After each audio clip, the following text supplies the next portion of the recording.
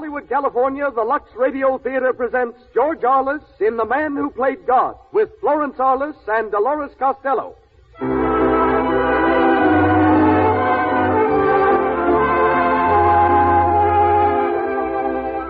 Lux presents Hollywood. Welcome to the Lux Radio Theater, the theater made possible by your loyal purchases of Lux Flakes and Lux Toilet Soap. In the hour to follow, you will be entertained by George Arliss, Florence Arliss, Dolores Costello, Elizabeth Risden, and Ivan Simpson. And acting on the air, Mr. Arliss' great screen triumph, The Man Who Played God, from the play by Jules Eckert Goodman, based on the story by Gouverneur Morris. Our guest is the man Hollywood has just selected as the outstanding film director of the past year, Mr. Leo McCarey, who, less than 2 weeks ago, received the Academy Award for his direction of The Awful Truth. Conducting our orchestra is Louis Silvers. This program is produced by one of Hollywood's most famous citizens and pioneers. Your host, ladies and gentlemen, Mr. Cecil B. DeMille.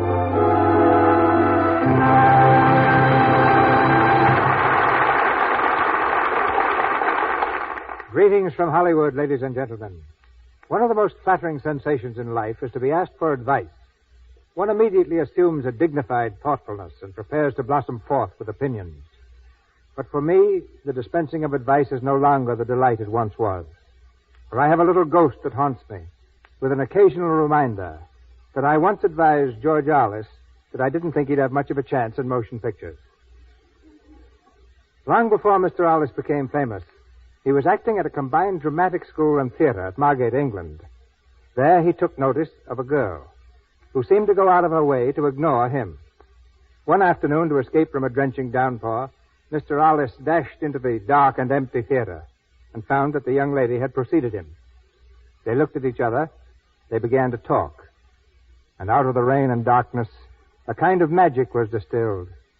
At the end of 4 minutes, he'd proposed, and the girl had accepted. George Arliss and Florence Montgomery have been married now for 39 years. Mr. Arliss' tremendous success in plays like the Darling of the Gods, Disraeli, The Green Goddess, are theatrical history. The most successful of these, Disraeli, started off as a failure. In one large city, they knew Disraeli was a man, but couldn't remember whether he was in the Old Testament or the New. In another, when Mr. Arliss injured his arm, he played the role for more than 10 weeks with his wrist in a sling, greatly amused at overhearing people say, "Why, I never knew that Disraeli had only one arm." To which someone usually answered, "Oh, yes, Disraeli always carried his right arm in a sling." Tonight, Mr. Arliss plays the role of Montgomery Royal in our adaptation of his brilliant Warner Brothers film, The Man Who Played God. Dolores Costello is featured as Grace Blair and Mrs. Arliss as Mildred Miller. You will also hear Elizabeth Risden as Florence and Ivan Simpson as Battle in the Lux Radio Theater production, The Man Who Played God, starring George Arliss.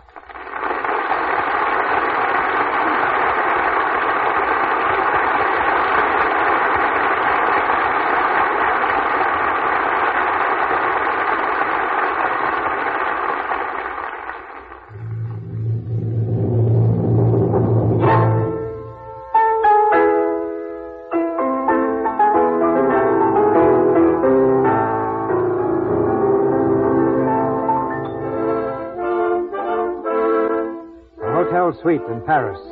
The handsomely furnished rooms are the temporary quarters of Montgomery Royal, the famous American pianist. It's the afternoon of his last recital in France, and his sister Florence is feverishly sorting the day's mail. Battle, an elderly retainer who acts as a combined secretary and valet to the pianist, opens the doorway and stands there with a handful of mail. More mail, Miss Royal? More? Oh, this is getting out of hand, Battle. Yes, miss. May I come in? Mildred, of course. How are you, Florence? Good afternoon, Battle. Good afternoon, Mrs. Miller. Sit down, Mildred. I'm just trying to get through this mail. There seems to be a great deal of it. I suppose they are Monty's love letters. From adoring French women and hundreds of requests for seats for tonight's concert. Oh, what lovely roses. Are these from adoring French women also? No, Grace brought those. Grace Blair? Yes. Oh, an adoring American woman. Where is Monty? He ought to be resting. Resting? Did you ever know him to rest when he ought to? He's out walking with Grace. She called with those flowers, so he's taken her out to buy her a doll or something. A doll? You sure it wasn't a ring?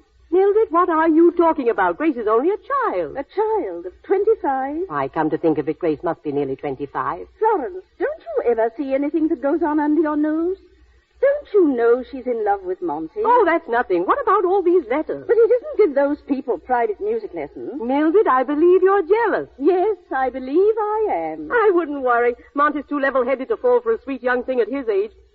Of course, you should have married Monty years ago if you'd had any sense. But I haven't.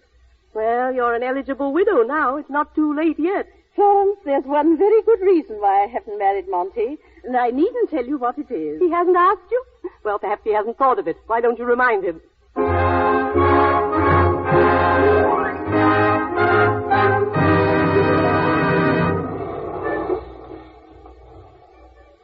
But they recognized you, Monty. Those girls we just passed. Nonsense, my dear. Is it? Well, they've turned around, and here they come. Quick, get in the hotel, Grace. Monsieur Roll, je vous ai reconnu tout de suite. Vous êtes pianiste. Trapped Je in vous the ai entendu streets of jouer Paris, beaucoup de 3 fois. steps Vous from allez home. signer nos livres, n'est-ce pas, monsieur? Ah oui, yes. Votre musique est Oh, si yes. merveilleuse. Excuse Mon ami me. et moi, nous avons des livres pour la signature. yeah. Je vous en prie, monsieur. Yeah, excuse me. Come on, Grace. Through the lobby, no stopping. Why do you pretend you don't speak French, Monty? It saves answering questions. Look, there's Harold Van Allen waving to us. Hello, Harold. Hello, Monty. I'm coming to your concert tonight. May I take you, Grace? I'm going with Florence, thank you. Well, you can join the party, Harold. Well, au revoir. Come on, Grace. The elevator's waiting. Monsieur Roll, Monsieur Roll. Oh, no.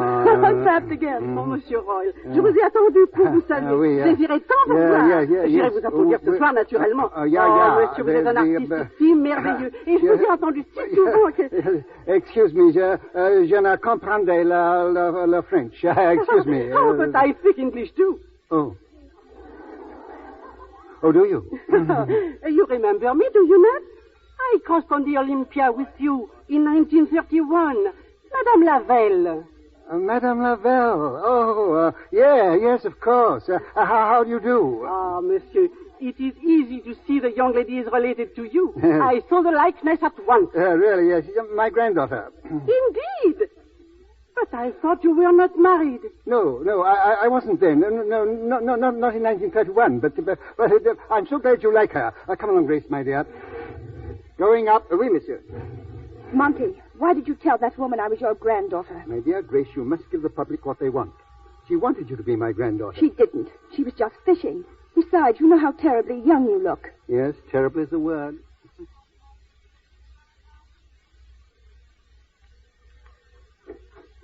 Mr. Royal. Hello, Battle. Come in, Grace. We were wondering about you, sir. Thank you, Battle. Ah, Monty, here you are. Hello, my dear. We just had a nice, quiet stroll along the boulevard. Not a soul recognizes you. Not more than 50 or 100. Hello, Monty. Mildred, dear. Nice to find you here. Just a flying visit. Good afternoon, Miss Blair. Good afternoon, Mrs. Miller. Grace, you know, is my protege. All great musicians must have a protege. So I thought I might as well have a good look out. You also have a sister who's been working her fingers to the bone. Ah, but look how I have to work mine on the bones tonight. Smiting the ivories, hip and thigh. Well, good luck to you tonight, Monty. Oh, don't go yet, Mildred. I need your advice, as usual. Well, what is it? I want you to see this drawing that's come from the architect. Ah, yes, here it is. Don't you think that's a lovely setting for a church organ? There's the inscription. To the glory of God and the memory of Margaret Ruth Royal. To the memory of your mother. I'm going to have it built in the little church in New York that she always attended. What do you think of it? It's beautiful. Good. You know, she was always conscious of the vibrations of the church organ, in spite of her deafness. You remember, Florence, how it affected her? We used often to see the tears come into her eyes. I didn't know your mother was deaf. Yes, quite early in life. It's a family inheritance. Her father and his father before him. A terrible inheritance. I think she'd like my giving this organ to the church. I beg your pardon, sir. I think you ought to rest. One moment. I've got something rather exciting to tell you all. It's about a king. King? You know, I was going home a week ago when I suddenly decided to give this concert. Yes? Well, that was because I was commanded to give it by a real live king. Nobody can command you. You're a king yourself. Well, then he approached me as one king to another and asked me to give one more concert that he might attend incognito. But why must he come in secret? I'm not sure. but I've heard that there have been some recent attempts on his life. Heavens, Monty, I hope nothing will happen at the concert. That's an unfeeling woman for you. A king's life in danger, and all she thinks of is the incidental music. Well, I really must go. I'll see you tonight, Monty. Come back to my dressing room after the concert. Very well. Let me see you to the door. Goodbye. Until this evening. Oh, Grace? What are you looking so solemn about? You'd better say goodbye to me, too. I won't see you again. Yes, you will. I'm not going till tomorrow. But I won't see you alone. Oh, well, there may be a king or two present, but... Don't make fun of me, Monty. I won't be able to follow you to New York for a month. Won't you? Well, mind you practice 5 hours a day. I can learn more from you in 5 minutes than from anyone else in 5 years. You love music, don't you? I love you. Monty, I love you. Grace, my dear child. I'm not a child. Don't be foolish. I'm old enough to be your... You know I'm your grandfather. I don't care how old you are. I love you. No, dear, you don't. You love music. You love the successful pianist, not me. Paris has got into your blood. Everybody gets romantic in Paris. But I'm not just romantic, Monty. I'm in earnest. Wait till you get back to New York. You'll feel quite different. Will you try me? Try you? If I come to you in 6 months and say I love you, will you marry me? Well, but... don't you love me at all? Of course I love you. But I'm old and easily flattered. How can I help loving you? Then you will? What? If I come to you in 6 months, you'll marry me? If you look at me with those beautiful eyes, I may not be able to resist you. Don't beat about the bush. Say yes. But... Say yes. Yes. Oh, Monty, darling.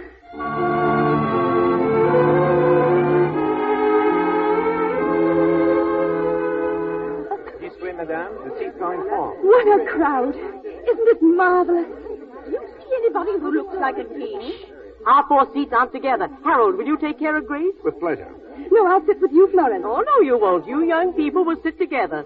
You come with me, Mildred. Well, we might as well sit down, Grace. May I take your wrap? Thank you, Harold. Oh, I believe I'm excited. You seem to be.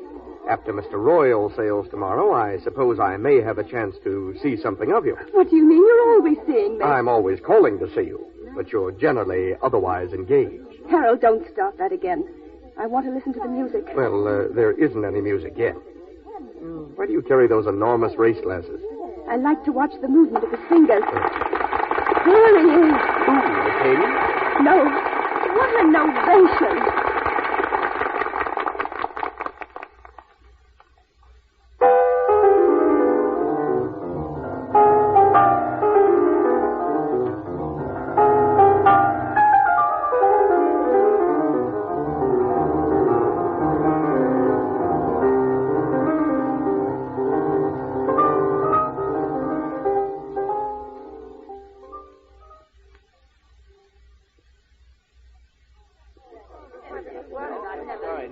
He's really the greatest. I've never heard him better. He's perfectly wonderful. No. I wonder where is Mr. Roy's dressing. I am sorry, madame. Mr. Royal never sees anyone. I'm so sorry. Shut the door, Battle. Don't let anyone in. Yes, sir. Monty. Oh, come in quickly. Monty, you were marvelous tonight. Thank you, Grace. How did the king enjoy it? The king, dear lady, didn't turn up. Court manners, I suppose. Then Mr. King really missed something. I've never heard you so inspired. Mildred, that's my very nicest compliment. Thank you. Monty, there are at least 100 autograph books for you to sign. Let Battle do it. His handwriting is so much better than mine. And then get behind that piano, Battle, and shoot anyone who calls me maestro. Monsieur Royal? Yes? His Majesty the King. Your Majesty. Maestro. Never mind, Battle. Excuse me, Your Majesty. I hope you will forgive me. Your Majesty was busy. Busy? My aide can tell you how busy. His Majesty's car broke down, monsieur. It was unavoidable. I am overwhelmed with shame. And I would have given my ears to have heard you play once again the Moonlight Sonata. Would you? Well, if Your Majesty will lend me your ears, you shall hear it now. That is generous of you. Will you be seated, Your Majesty? Thank you. Thank you.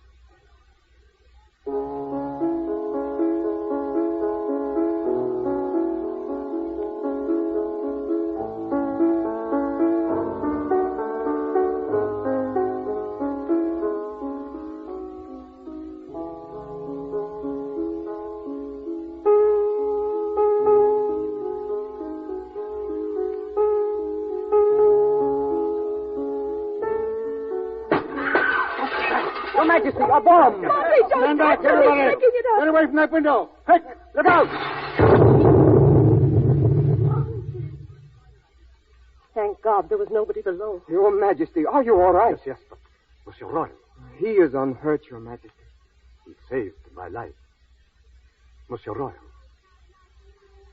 Monsieur, I owe my life to you. How can I ever thank you? Your Majesty will forgive me, but I can't hear what you're saying. What? Monsieur Royal. Monty, what is it? There's no sound. Nothing. Monty, what are you saying? It's the shock. I shall never play again. Don't say that. Don't look like that.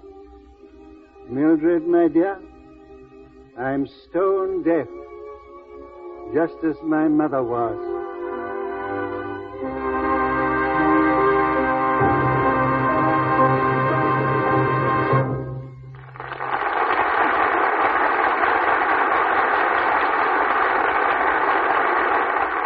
We have finished the first act of The Man Who Played God, and in a moment, George Arliss and our co-stars will be back in Act Two.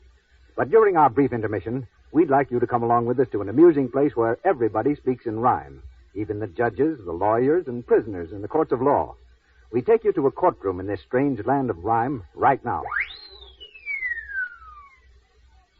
Here we are, in the presence of a jury and a defendant, and the judge is about to enter. Court will come to order. The judge is coming in. Bring the prisoner to the bar. Young woman, what's your sin? Your Honor, I don't think it's bad, but goodness, I am blue. My husband gets so angry, and so I've come to you. This court is here to listen to crimes against society. My husband says my hands are a crime against propriety. He says they look so wrinkled and so old and rough and red because I wash the dishes. That's not half of what he said. Now let's take up the problem. You wash dishes every day? Oh, why not eat on paper plates, then throw them far away? Why, that's all right for picnics or a quick informal bite. But when dishes are attractive, to keep them too inactive, well, of course I really might. But do you think it would be right to keep them out of sight? That's a sticker. Now let's see. Rough hands spoil tater-tates. Suppose you have your dinner and just not wash the plates. Your Honor, I'm a housewife. My home is always clean. I wouldn't dream of such a thing. Oh, all you men are mean. Now, don't speak like that to me, my dear. I'm sorry. Now listen here. I've now got information on the cause of your mistakes. I put you on probation to wash dishes with Lux Flakes. Every wife of every station can now avoid heartaches, keep hands from ruination by using mild Lux Flakes. His Honor is right. To keep your hands white, get Lux Flakes tonight. You see, this rhyming business is contagious, but so is the use of Lux Flakes for dishes. Women who try it are so delighted with it that they tell other women. You, too, will find Lux not only makes dishwashing quicker and easier, but keeps your hands lovely, soft, and white. The kind of hands men admire, the kind that every woman wants to have. Use Lux Flakes for dishes. And now, Mr. DeMille. The Man Who Played God, starring George Arliss with Florence Arliss and Dolores Costello.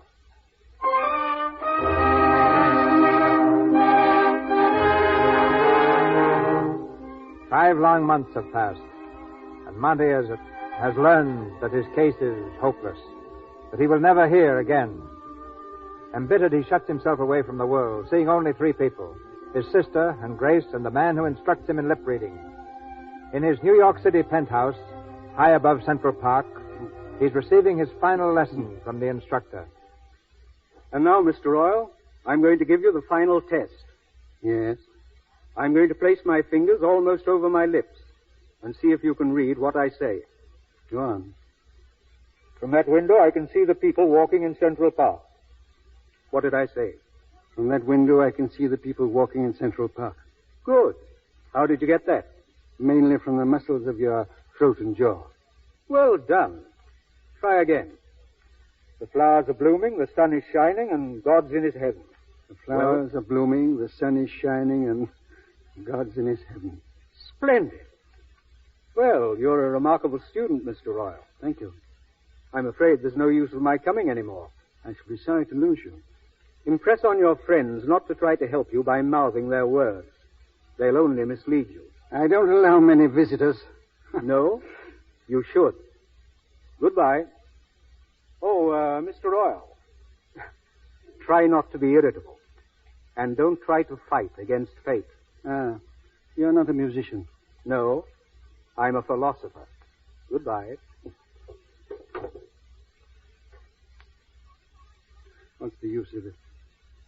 Words, yes. But no music. No music.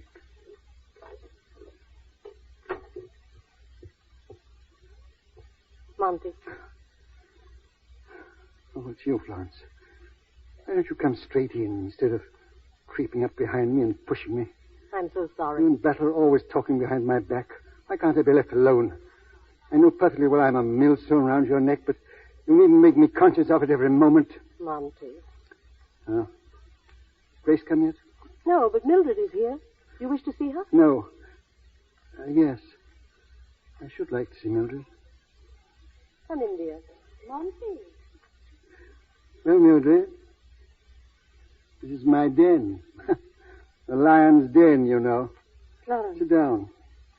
How do I speak to him to make him understand?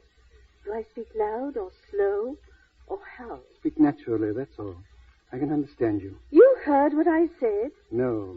I didn't hear. I read your lips. Read my lips?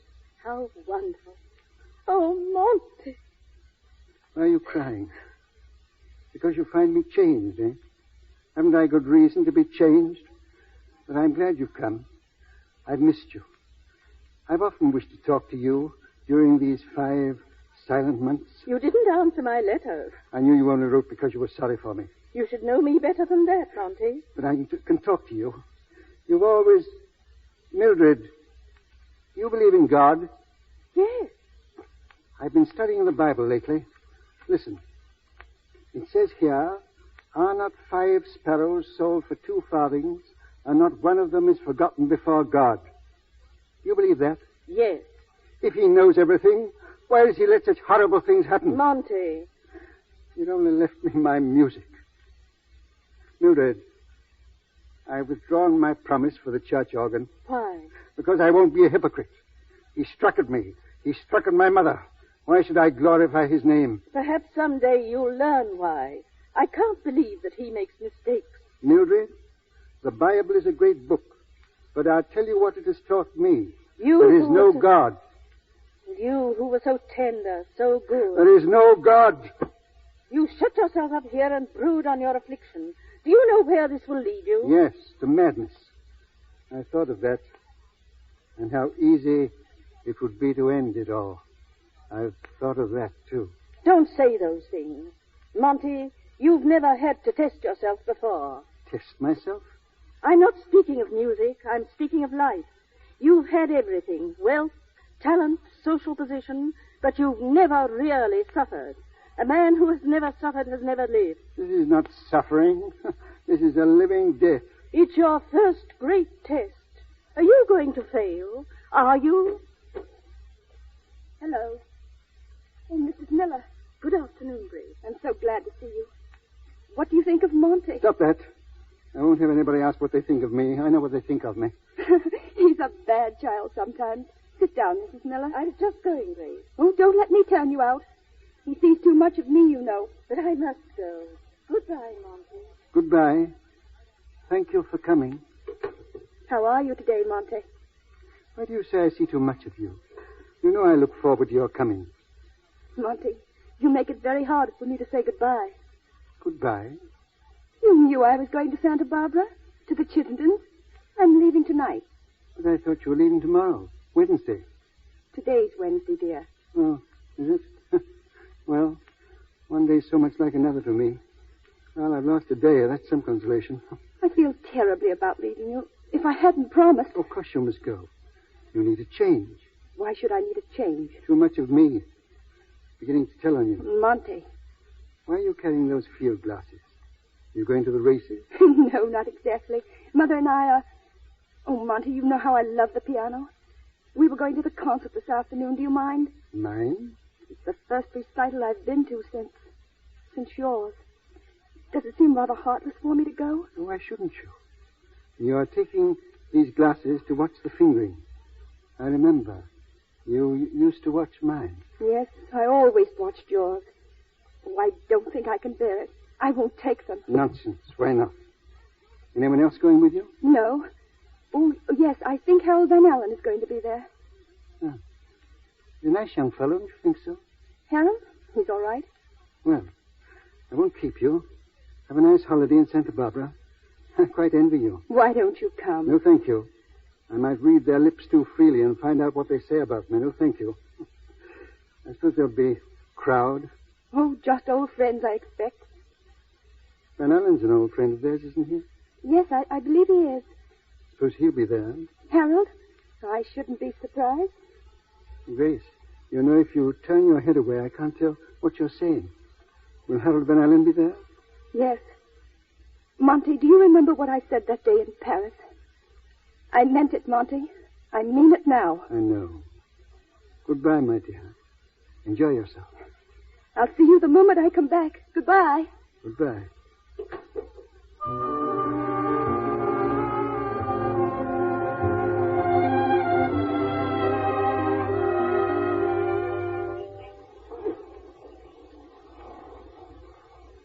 Mr. Royal, won't you come away from the window, sir? I'm afraid you'll catch cold. Eh?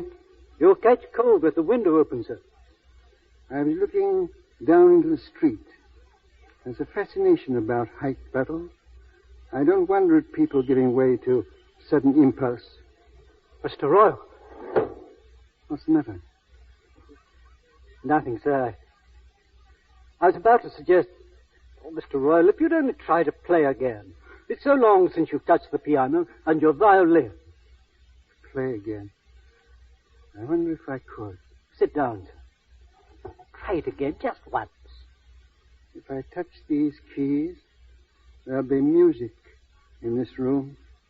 Music. I can't do it. I can't. To strike the notes and hear no sound. Ghostly. Terrifying. Bethel! Have this thing taken away. And my violin. I can't bear the sight of them. Mr. Royal, if Don't argue with me. You want to drive me mad? Don't you know that these things are human to me, and they're mocking me. Get this piano out of the house. And this, my violin. We've played together, you and I. Well, we'll never play again. Mr. Royal. That was foolish of me. Why did I do that? My violin. My old friend. I didn't mean to. I'm sorry. I've taken your life. I've taken your... That all? Yes, Mr. Royal. I want to be left alone. Alone, sir? Yes, alone. Go. Yes. Yes.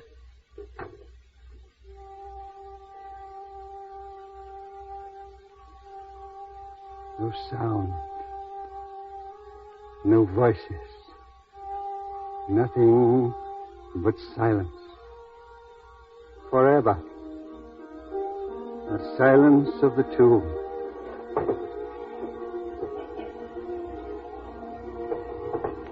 The silence of the tomb. Mr. Royal! Mr. Royal, come down from that window, sir.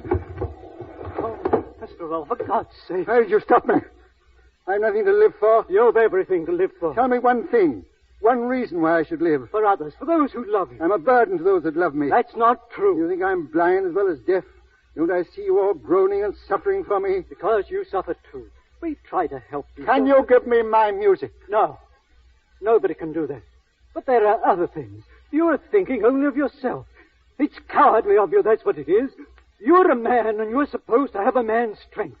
You ought to set an example of courage to other deaf people, not turn tail and sneak out of the world.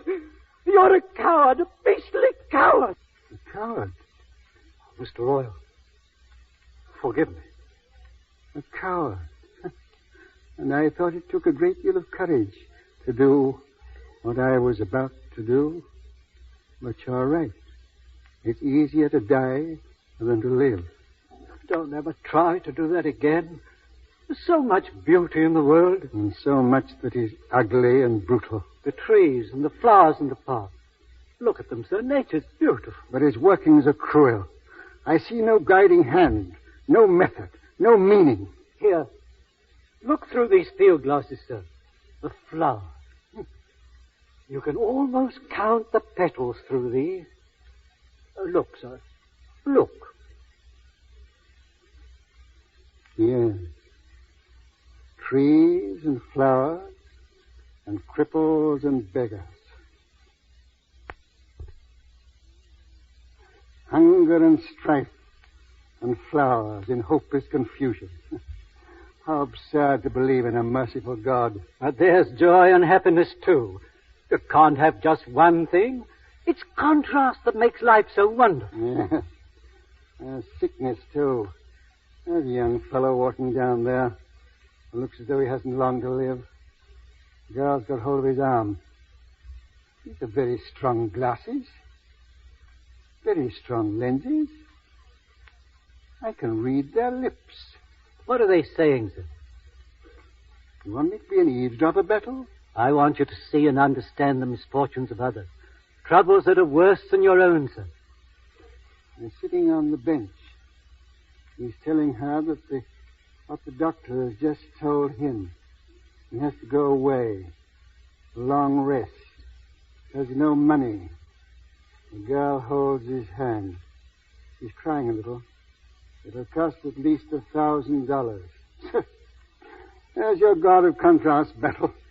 This boy's going to die like a neglected dog because he hasn't $1,000.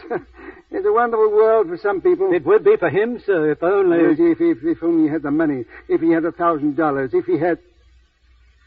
Bettel. Yes, sir? I want you to take a note down of that boy and girl.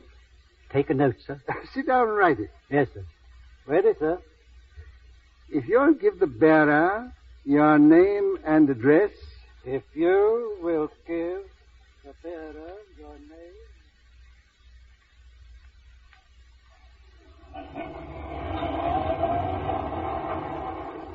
I can't figure it any other way, darling.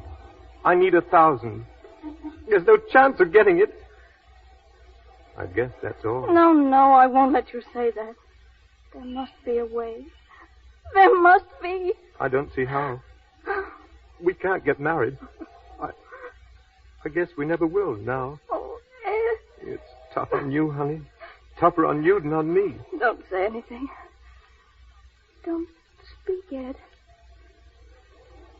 What is it, honey? I'm praying, Ed. Praying to God. Maybe I won't be hurt. Honey. I'm praying to him now. Dear God. Honey, don't. It's no use. It's just the way things are. He can't help us. I beg your pardon? Yeah? What is it? I have a note for you. For me? Yes. But you don't know who I am. Will you read it, please? What does it say? If you will give the bearer your name and address, the person who has overheard your conversation will take pleasure in sending you the $1,000. Ed! But how could anyone have overheard? There was nobody around here. There couldn't have been. Who wrote this? I'm not at liberty to say. Will you write your address here, please? Shall I? Yes. But I want to know who did this. Who sent that note? Shall we say it was a man who, for the moment, played God? Good luck to you, sir. Ed! $1,000! Who did it? Who? Ed, I prayed to God, and he heard me. He heard me. Oh, darling.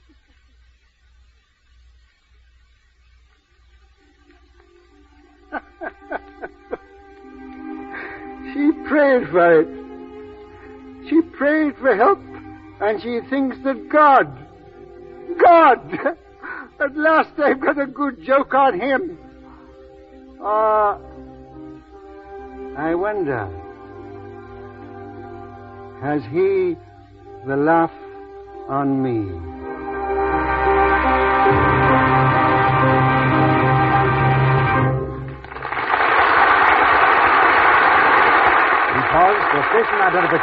This is the Columbia Broadcasting System.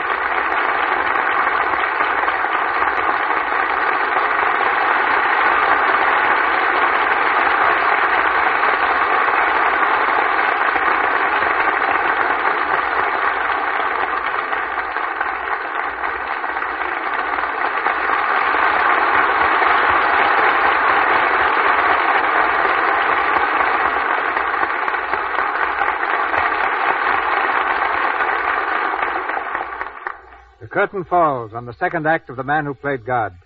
And following this short intermission, George Arliss continues in Act 3. The awards of the Academy of Motion Picture Arts and Sciences are given each year for outstanding achievement in acting, directing, writing, photography, and the many other arts and sciences that enter the making of a film. A few days ago, the gold statue proclaiming him the outstanding director of 1937 went to Mr. Leo McCarey, director of Columbia Studios' exquisite comedy, The Awful Truth. Mr. McCarey's genius for comedy is mixed with a rare appreciation of pathos and drama. For after directing Eddie Cantor, Harold Lloyd, Laurel and Hardy, and the Marx Brothers, Leo turned round and gave us Ruggles of Red Gap. And more recently, that tear-stained documents of parents and children make way for tomorrow. Welcome, Leo, and congratulations.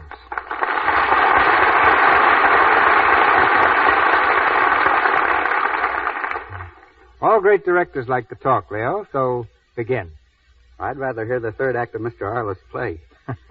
Yeah, but in the meantime, we want to know something about you. How did you get your start in film? Well, C.B., to tell you the truth, when I started directing, I tried to pattern myself after you. I'll never forget the first big mob scene. The crowd made me nervous, but I decided to handle them with a firm hand, like you would do it, Mr. DeMille. The scene was supposed to be the San Francisco earthquake. Oh, excuse me, Leo, but San Francisco people refer to it as the fire. Well, I'm from Los Angeles. The scene was the San Francisco earthquake. I climbed the platform and started explaining the scene to the crowd. On the first signal, I said, I want the crowd to rush in from out of the buildings, from the buildings on the left. As I said this, a little fellow raised his hand far in the rear. Don't interrupt me, I said. Kindly wait until I've finished. I'm sure that's the way you would have handled it, Mr. DeMille. Yes, that's probably the way I'd have handled it. Then I continued. On the second signal, I want another crowd to run in from the right. And again the little man raised his hand. Quiet, I ordered. I asked you to wait until I was through. I'm sure that's the way you would have handled it, Mr. DeMille. Now I had absolute quiet. I was the master of the situation, and I felt it. I completed my instructions and sent for the little man. Now, what is it that you wanted to say that could possibly be more important than what I wanted to say to 350 people? He looked me over from my helmet to my puttees and replied, I only wanted to tell you that we couldn't hear a thing back there. I'd have handled that with a megaphone. Well, that's what I thought, so I got one. But I'll be darned if the same little man didn't raise his hand again. Completely out of patience, I asked, what is the matter now? He says, well, I was in San Francisco at the time of the earthquake. It happened to be 5 o'clock in the morning, and don't you feel that most of us would be wearing nightgowns? And? I call lunch. I'm positive that's the way you would have handled it, Mr. DeMille. Oh, thank you, Leo. Lunch has saved many a delicate situation. Now for the awful truth. Directing that picture must have been almost as much fun as seeing it. Well, it didn't start out as smoothly as you might imagine. No? No, I'm sure Irene Dunn would have been happier if the starting date had been postponed. Cary Grant arrived on the set with his manager and suggested that his part either be built up or cut out. Even an extra man came to me and said, I just read the script, Mr. McCary, and if you don't mind, keep me in the background, will you? But that dog you had in the picture, that clever wire-haired terrier. You mean Mr. Smith? Yes, at least he was your friend, wasn't he? He didn't complain about his part. Well, he didn't say anything. He bit me. But don't get the impression that the cast was wrong, because as a matter of fact, they were very right. I sent out a hurried call for the writer, Vina Delmar, and all during the making of the picture, she worked day and night developing the story.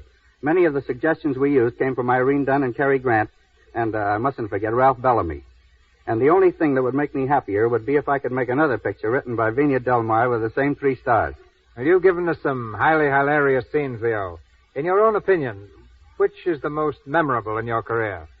Well, the scene that stands out in my memory was anything but humorous, C.B. It was Ruggles of Red Gap, and the scene in which Charles Lawton recites Lincoln's Gettysburg Address. It's still referred to as one of the finest moments on the screen. And you deserve a world of credit. No, I don't think so. Why not? Well, you see, Mr. Lincoln wrote it, and Mr. Lawton spoke it. I just enjoyed it. Well, during 20 years in pictures, Leo, you must have acquired some peculiar habits or superstitions that might be very interesting.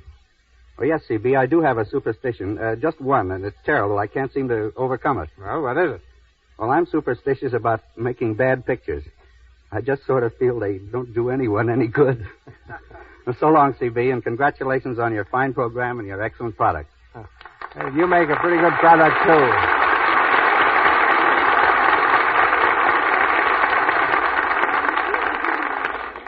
The curtain rises on Act 3 of The Man Who Played God, with George Arliss, Florence Arliss, and Dolores Costello.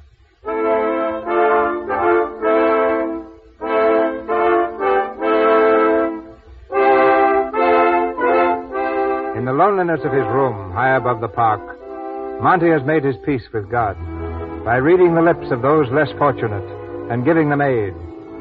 It's a few weeks before Christmas, and Monty kneels in the center of the room unpacking a crate of toys, singing as he works. Battle enters and stands beside him. Hello, old Battleaxe. Getting ready for Christmas, sir? Well, what if I am? Singing, too. Was I? Well, I never had any voice, you know, and I always wished I could sing like Caruso. Now I can. Can you, sir? In my own estimation, yes. I sing and I can't hear a sound, so I imagine I'm singing like Caruso. It's a great thing sometimes not to be able to hear. Well, were the children in the park pleased with the toys I sent them? Didn't you watch them through the glasses? It's rather a lark, isn't it, Battle? It's a great work you're doing, sir. Oh, no, not great. Just a lark. But I've got a grand idea. I'm going out. Going out? Yes. I thought it all over. I'm not going to be a hermit anymore. Shall I get your hat, sir? No, not now. Christmas. Christmas? You see, Miss Grace is coming back. Is she, sir? I'm glad. Yes. Seems too good to be true. Well, at Christmas, I'm going with her into all sorts of toy shops. And I'm going to watch the children and find out just what they want. I shall be on the inside of the shop, you see, and they'll be outside looking through the window, and I can read their lips. And then you take the toys out to them. It's a good idea, Battle? It's a beautiful idea. A beautiful work, sir. Nonsense. The work will be yours. You see, you'll have to carry the toys.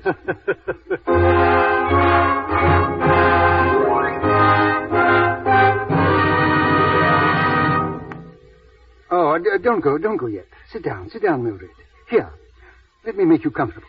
Why, I believe you're really glad to see me. I am. But you're so changed. What's happened to you, Mom? I'm living again, Mildred. And I'm having the time of my life. Grace comes home today, doesn't she? Yes. You know, Mildred, I used to think I could only bring her misery, but now I'm very happy. What has changed you, Monty? These. Those field glasses? Yes. I've learned things up here with the stars. Things that I never dreamed of. What things? The doubts and fears are only shadows. For long months I shut my eyes, and in the darkness I railed against God. I cursed and hated and cried out in defiance. And when my hatred was most bitter, he answered and sent me these. You look up there and read the stars. No. I look down there in the park and read their lips. I hear the despairing cry of those who suffer and doubt, as I suffered and doubted. And you answer their call. Yes, I take a hand. You see, I'm so close to God up here that he's taken me into partnership. Come out here, Mildred, and see my roof garden. See down there? Those people in the park? They were only strangers to me once. Shadows I passed and never noticed. But I'm close to them now. I know their hopes and their fears, their happiness and their misery. They need comfort and help. And you give it to them. Well, I do what I can. It's little enough. Monty, there's something sublime about this. Only business of its kind on earth? Absolute monopoly. It's been your salvation. My salvation. Through God. It was he who did it, Mildred. Now, you must excuse me a moment. I must see if there are any more customers down there. These glasses are remarkable. I never get over the wonder of them. Here's a young couple coming round the park. The park's a great place for lovemaking, you know. Mildred, Yes? who do you think it is? Someone you know? Grace. Grace, looking like one of the flowers. And young Van Allen with her. Grace and Harold? Let me look. Wait a minute. What a stunning frock she has on. And the very latest thing in hat. I tell you what she's saying. Monty, give me those glasses. Don't snatch. Be careful of them. Don't spy upon her. Talk to me until she comes in. Spy upon her? What do you mean? Nothing. You're frightened. What is it? I told you. Nothing. Well, it seems like looking through the keyhole.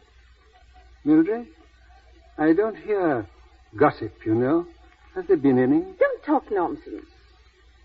Give me those glasses. If there's anything I should know, it's better to learn it this way. Monty. I'm going to read their lips. It's for her sake, too, you know, as well as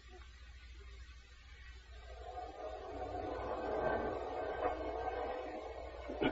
Sit down, Grace, just for a moment. I can't, Harold. But I've got to speak to you. I've got to. When I said goodbye at Santa Barbara, I told you that was the end. Why do you follow me to his door? Because I know that when once you enter that house, you're lost to me. I flung myself at him when he was well and famous. I can't desert him now. You've no right to gamble your whole life away just because of one rash promise. It's no use, Harold. I can't leave him like this. I can't. But you're leaving me, and you love me. You do love me. You know I do. Well, then don't ruin our happiness just because you're sorry for him. Go and tell him you've changed your mind. Harold, I'm going through with it. He's been cheated of so much, I'm not going to cheat him now. He's put his faith in me, and I won't be a quitter. Grace, dear, I won't argue anymore. But don't leave me yet. Sit here with me, please, just for a little while.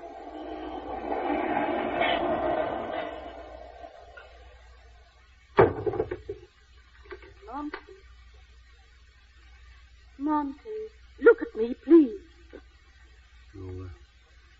You knew this, Mildred? That she loved him all the time? I wasn't sure. But you see, they're both young, and I was afraid. Yes? Oh, they're both young. I've been very foolish. But she was always so dear to me. Does it hurt terribly? It hurts terribly. I'd better go. She'll be coming up here. Yes. I wonder what God would do in a case like this.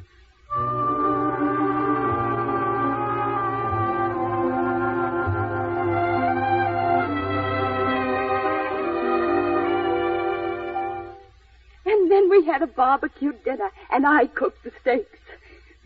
Monty, you're not interested. Of course I am, Grace. You've hardly said 2 words to me since I came. You just sit and look at me.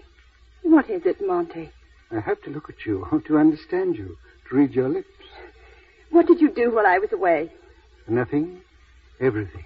Florence tells me you changed your mind about the organ. You gave it to the church after all. Yes. Monty, what's the matter?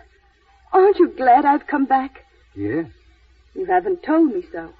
Perhaps I was waiting to see if you had anything to tell me.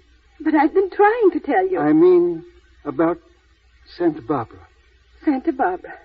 Oh, there's nothing to tell about that. The usual round. Nice people there? Anybody we know? Mainly their Western friends. And, oh, yes, Harold Van Allen, of course. Yes, of course. But let's talk about ourselves. You know you haven't even kissed me. That's better. Monty. What? You made a compact with me. I've come to hold you to your promise. Must you, Grace? Monty. Our compact was made 6 months ago. It's a long time. But I gave you my word. I mean, you gave me your word. I'd like to break my word. Monty, why? Because you have such a beautiful nature that I don't want to lose you as a friend. I don't know what you mean. Something has happened to change me. When? Today. What is it? Who is it? You. Me? But how? Do you remember these? My field glasses? You remember you left them behind. Well, they turned out to be fairy glasses.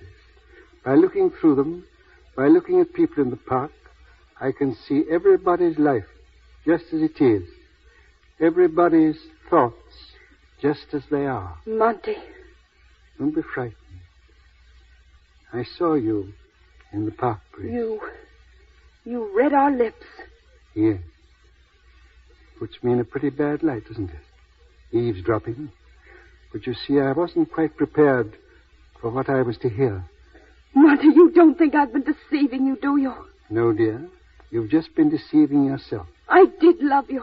I do love you. Grace, since I've been living up here, close to the sky, I've learned many things. Things that hurt me, but left me spiritually better.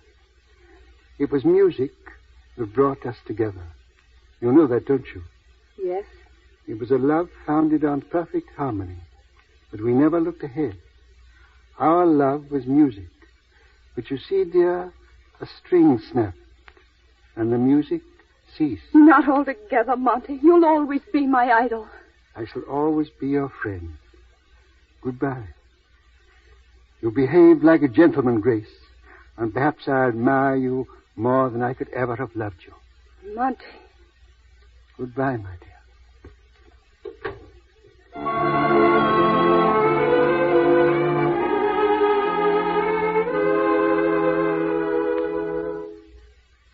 I'm beginning to be worried, Mrs. Miller. He said he was going for a walk in the park among his customers, as he calls them. But I expected him back. Do you think he might have gone to look at the organ? He might. He's often said he meant to sneak in one day. Thank you, Bethel. I'll go to the train.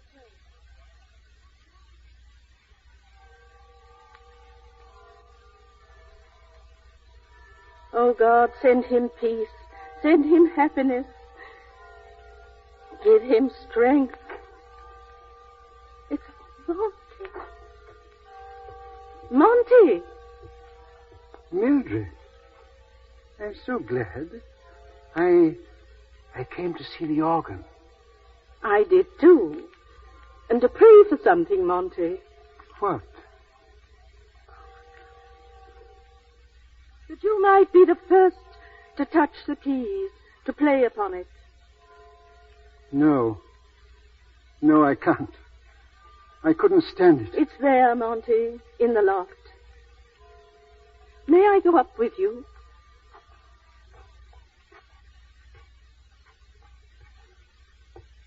Fine organ. Grand. The last time you played, it was for a king. This inscription says, to the glory of God. Won't you play for a king again?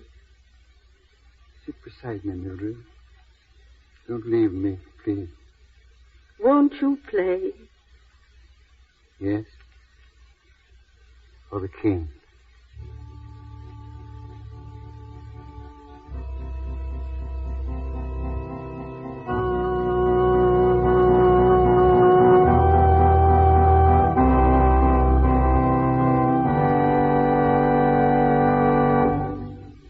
So ends The Man Who Played God.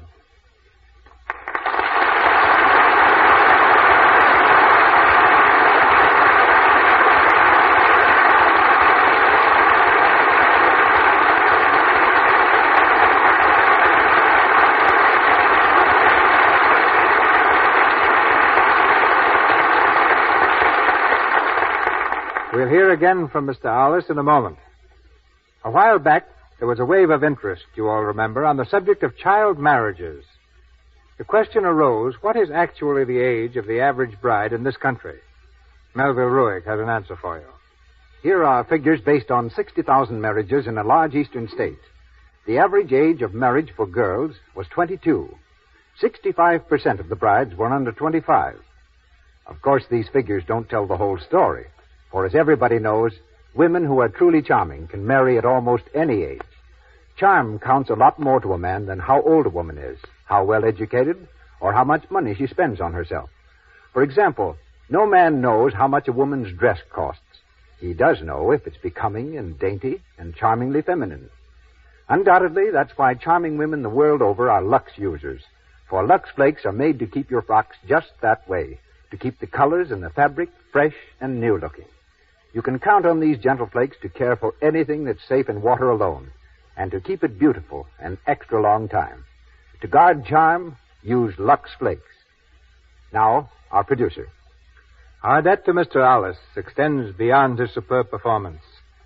He expected to leave for Hollywood this week to return abroad, but altered his plans in order to be with us tonight.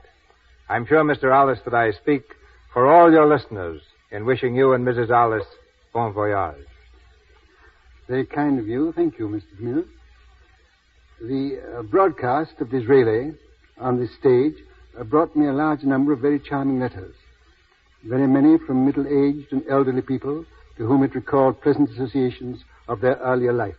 It's about 25 years since I first played it. My wife and I were very gratified to find that the broadcast was able to bear comparison with the stage production. I had one letter of a more personal character from a very young lady who said that her mother didn't care for her to go to the theater, but she always allowed her to see my pictures because I was married to Mrs. Alice. Of all the response from the film version of The Man Who Played God, the most satisfying was from a group of deaf people who for the first time learned from the picture of lip reading. They studied it, and they wrote to me and said that it opened to them a new and happy life. If our play tonight has given you entertainment, I shall feel very happy. If it has brought to you something a little beyond mere entertainment, I shall feel still more gratified. Good night. Good night, Mr. Alice.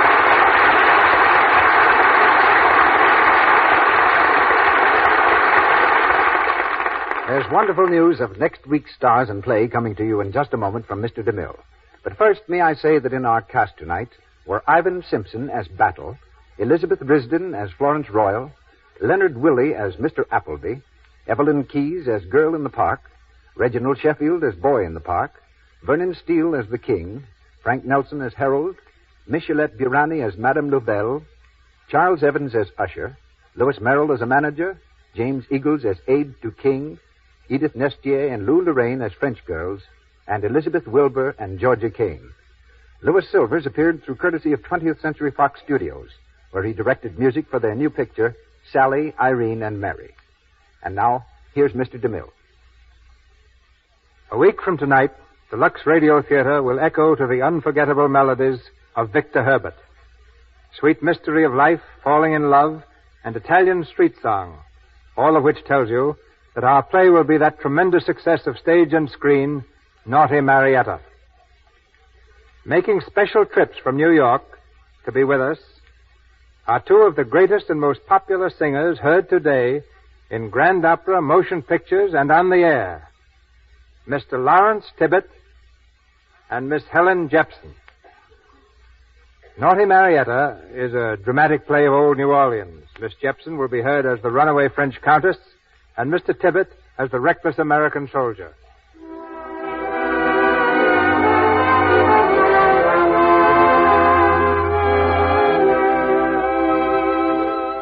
Our sponsors, the makers of Lux Flakes, join me in inviting you to be with us again next Monday night when the Lux Radio Theater presents Lawrence Tibbett and Helen Jepson in Victor Herbert's immortal romance, Naughty Marietta.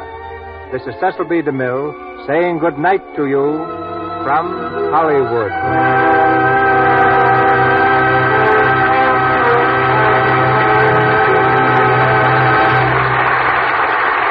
The announcer has been Melville Lewis. This is the Columbia Broadcasting System.